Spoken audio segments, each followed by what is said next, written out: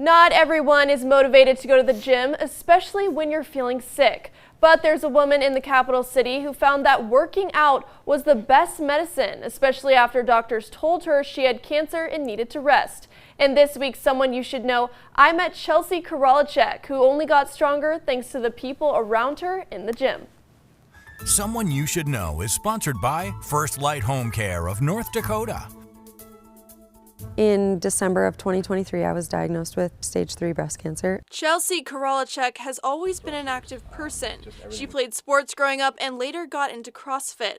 For many people, a cancer diagnosis might mean working out stops, but not for Chelsey. I knew that things were going to change. I knew my life was going to look way different, and I knew that one thing I needed to stay consistent with was my faith and moving my body. Chelsey knew that despite life's obstacles, this new chapter meant figuring out how to continue doing the things you love during treatment. Life isn't over. It might change a little bit, it might look a little different, but that's just another chapter of your life. She had help from coach Chris Padilla at Big Muddy CrossFit. He says moving your body with modifications is crucial after a diagnosis, and something doctors don't encourage enough. If you have this ailment that's bugging you, a lot of times what they'll tell you to do is stop. Stop moving, let it rest for a little while. There's scientific evidence behind the importance of movement for circulation to get good, healthy blood cells and oxygenated blood into the injured areas.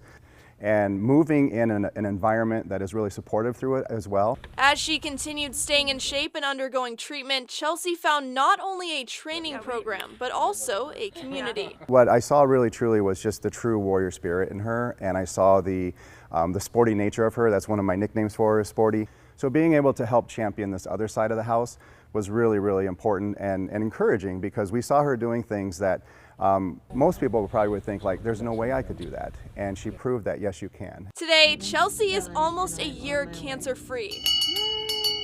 She says she has the men and women in CrossFit to thank for showing up for her in many ways. Everything kind of happened in 2024, and just getting through that year and now being on the other side of it and being so supportive. We had some fundraisers for her. We created a shirt, and all the proceeds went to Chelsey directly to kind of help offset some of those expenses.